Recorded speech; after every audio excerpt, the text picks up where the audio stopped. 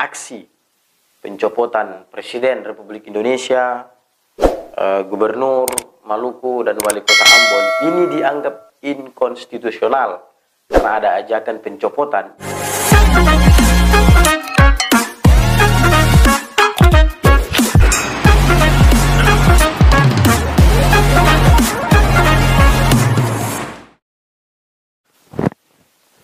Assalamualaikum warahmatullahi wabarakatuh. Kami ucapkan selamat datang di Bidik Casting.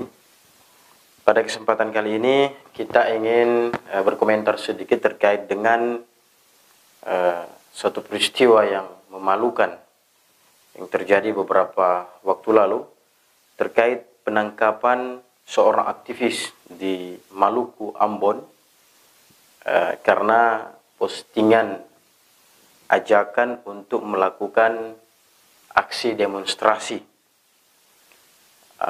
Penangkapan ini dilakukan atas suatu postingan dari seorang aktivis bernama Risman Soulisa, ya, seorang aktivis mahasiswa di Universitas Patimura Maluku, Ambon. Kita ikut mengucapkan bela sungkawa kepada aktivis ini karena menyampaikan aspirasi, pendapat, bahkan kita nilai menuangkan ekspresi hak asasi manusianya, namun ia diperlakukan seperti seorang penjahat. Baik, kita coba baca beritanya sebagaimana yang dikeluarkan oleh tribunnews.com pada Kamis tanggal 29 Juli lalu. Ajak demo turunkan Jokowi, aktivis mahasiswa di Ambon diciduk polisi, terancam penjara 6 tahun. Seorang aktivis mahasiswa di kota Ambon, Maluku harus berurusan dengan kepolisian. Pria bernama Risman Soulisa diciduk petugas lantaran mengajak warga melakukan demo pencopotan Presiden Joko Widodo dan Gubernur Maluku Murad Ismail. Dikutip dari tribunambon.com, ajakan itu Risman unggah lewat akun media sosial Facebook miliknya. Dalam unggahan beliau, semua diundang kecuali Intel, Satpol PP, dan pemerintah karena mereka bukan kawan kami, tulisnya. Belakangan diketahui Soulisa merupakan kader dari Himpunan Mahasiswa Islam Cabang Ambon. Risman kemudian diciduk polisi pada Minggu tanggal 25. Ya, kita lanjut berita ini.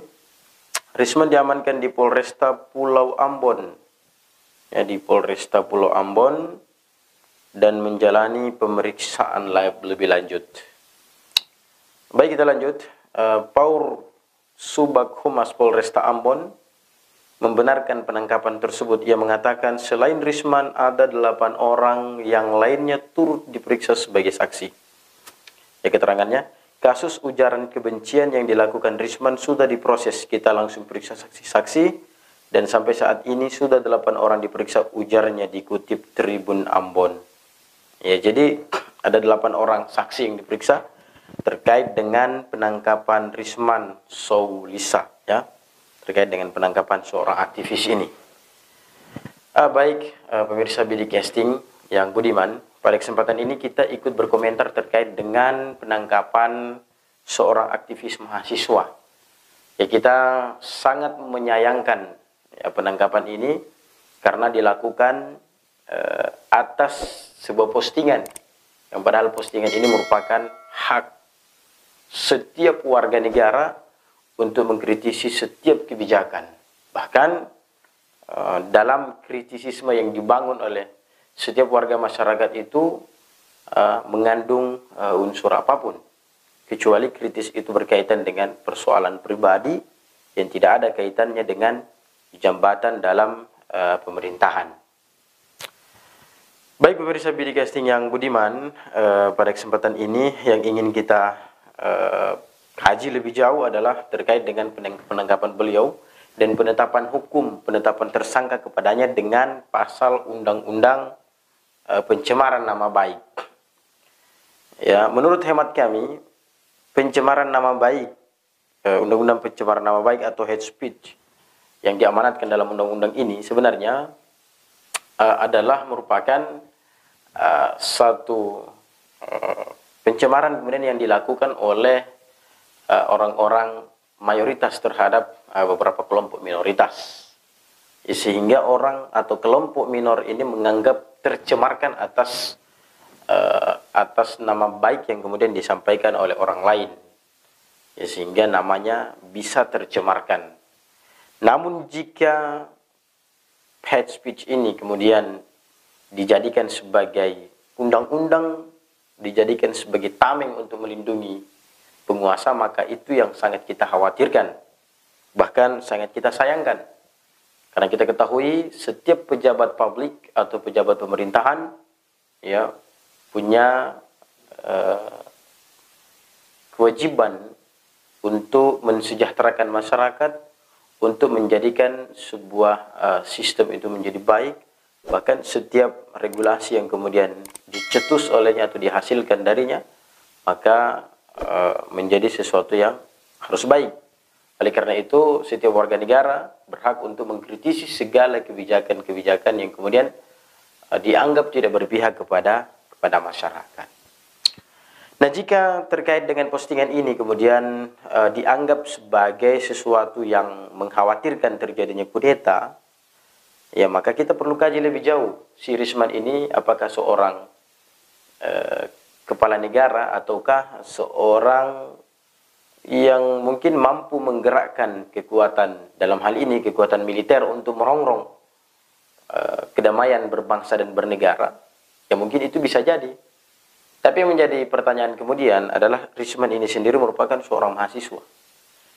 Ya, jika kemudian dianggap postingan yang dilakukan oleh Risman ini dinilai berpotensi untuk merongrong kedaulatan negara, karena mengajak untuk aksi pencopotan Presiden Republik Indonesia, Gubernur Maluku dan Wali Kota Ambon, ini dianggap inkonstitusional karena ada ajakan pencopotan, maka pemerintah juga harus jujur, harus adil juga, bahwa terkait dengan deklarasi juga yang dilakukan oleh beberapa oknum masyarakat terkait dengan deklarasi Jokowi 3 periode yang baru-baru sempat menghiasi jagat raya juga di Indonesia kemarin, itu juga mestinya menjadi perhatian publik juga, dan itu mestinya ditangkap karena inkonstitusional, di mana kita tahu bahwa jabatan presiden hanya 2 periode maksimal. Tetapi ada kemudian masyarakat yang melakukan deklarasi untuk mendorong Presiden Joko Widodo menjadi 3 periode duduk di kursi kepresidenan. Ini harusnya ditangkap juga karena asas keadilan, bahwa mereka ini inkonstitusional. Nah, kita lanjut berita terkait dengan Risman ini. Risman dijerat pasal 45A ayat 2 dan pasal 45 ayat 3 Undang-Undang Nomor 19 Tahun 2016 tentang perubahan kedua atas Undang-Undang Nomor 11 Tahun 2008 tentang informasi dan transaksi elektronik. Ya, Undang-Undang ITE ya. Padahal kita ketahui bahwa ini undang-undang ini di zaman SBY dibuat untuk memverifikasi laporan-laporan keuangan yang punya potensi besar untuk bisa disalahgunakan. Oleh karenanya undang-undang ini dibuat sehingga ini dijadikan sebagai aturan regulasi untuk bisa mendeteksi pelanggaran-pelanggaran yang kemudian terjadi pada waktu itu.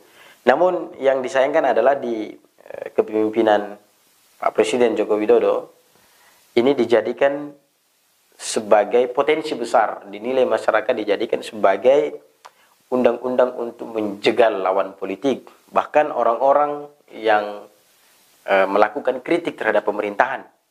Maka ini dijadikan sebagai tameng untuk melindungi kekuasaan. Dan jika ini dipertahankan, maka mestinya memberikan pelajaran kepada kita bahwa undang-undang ini tetap ada dan tetap untuk melindungi dan membuktikan kepada kita arogansi kekuasaan. Arogansi kekuasaan dalam pemerintahan belakangan ini. Ya, yang menjadi lucu lagi adalah atas perbuatannya itu Risman diancam dengan hukuman penjara 4 hingga 6 tahun. Wow.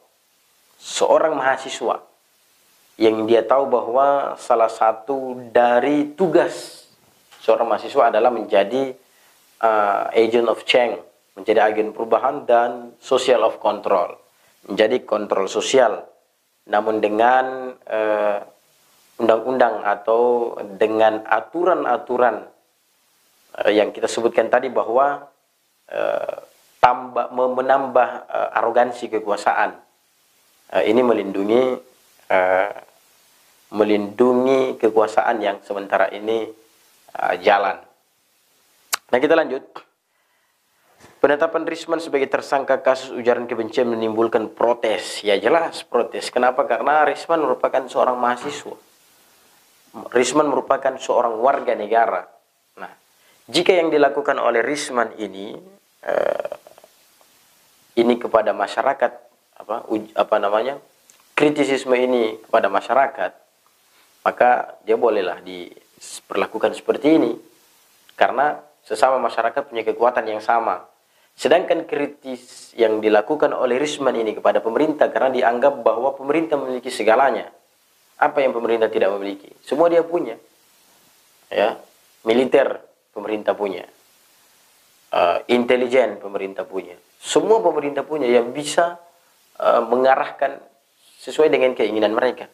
Sehingga dibutuhkan ya kritisisme untuk meminimalisir kesewenang-wenangan yang dilakukan oleh kekuasaan. Oleh karena itu, ya saya kira kita semua tidak sepakat dengan perlakuan yang dilakukan oleh aparat penegak hukum di sana. Dan kita berharap, sama-sama berharap bahwa Polresta Ambon, ya Polresta Kota Ambon akan mencabut penetapan tersangka kepada atau terhadap Risman, karena ini melanggar hak asasi manusia, hak dasar hidup kita, hak berekspresi, hak berbicara, bahkan hak menyampaikan pendapat di muka umum, baik tulisan maupun secara lisan. Ya jangan sampai sosial media ini dijadikan, untuk undang-undang ITE ini dijadikan sebagai tameng untuk melindungi kekuasaan. Apalagi Bapak Presiden Joko Widodo beberapa waktu lalu sudah meminta kepada masyarakat secara luas, ya baik masyarakat umum maupun mahasiswa, untuk mengkritisi setiap kebijakan-kebijakan beliau. Nah, jika ditanyakan lagi, disuruh mengkritisi kebijakan, bukan meminta untuk mencopot. Ya lagi-lagi bahwa ini merupakan satu ekspresi. Ini biasa saja sebenarnya. Bahkan ini berseliweran di media sosial. Ya tidak mungkin menjadikan ini sebagai satu huru-hara yang terjadi di masyarakat. Bukan postingan ini lalu orang saling berperang bahkan, atau saling memusuhi, atau saling ada pergaulan disosiatif yang menimbulkan konflik di tengah-tengah masyarakat, kan tidak. Ya, jadi ini murni merupakan satu kritikan terhadap kepemimpinan. Apalagi ajakan si Risman ini karena menolak PPKM yang dinilai menghalangi aktivitas masyarakat, aktivitas untuk mencari hidup di tengah-tengah pandemi COVID-19 ini. Oleh karena itu saya kira kita semua menolak hal itu, dan semoga Polresta Kota Ambon mencabut dan ya bila perlu meminta maaf karena telah mengangkangi demokrasi. Ya, kita menganggap ini merupakan ya, pengangkangan atau pembungkaman terhadap hak demokrasi. Ya, jika ini tetap dilanjutkan, maka saya kira kita meminta agar dasar falsafah negara kita ya, sekalian dirubah menjadi negara otoriter, sehingga setiap orang yang ingin mengkritisi kebijakan-kebijakan pemerintah ya bisa diciduk.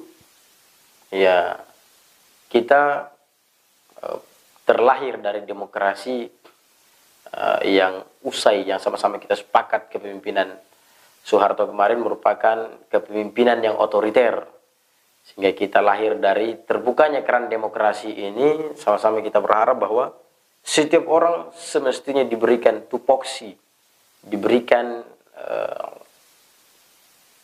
kebebasan dia untuk berekspresi, apalagi dalam hal ini sebagai kritisisme. Saya kira tidak bisa dilarang hal-hal seperti ini, kecuali merongrong pribadi, ya merongrong harkat dan martabat seorang manusia dalam hal ini secara pribadinya, maka yaitu bisa dikenakan undang-undang hate speech, karena persoalan pribadi diungkit di media sosial.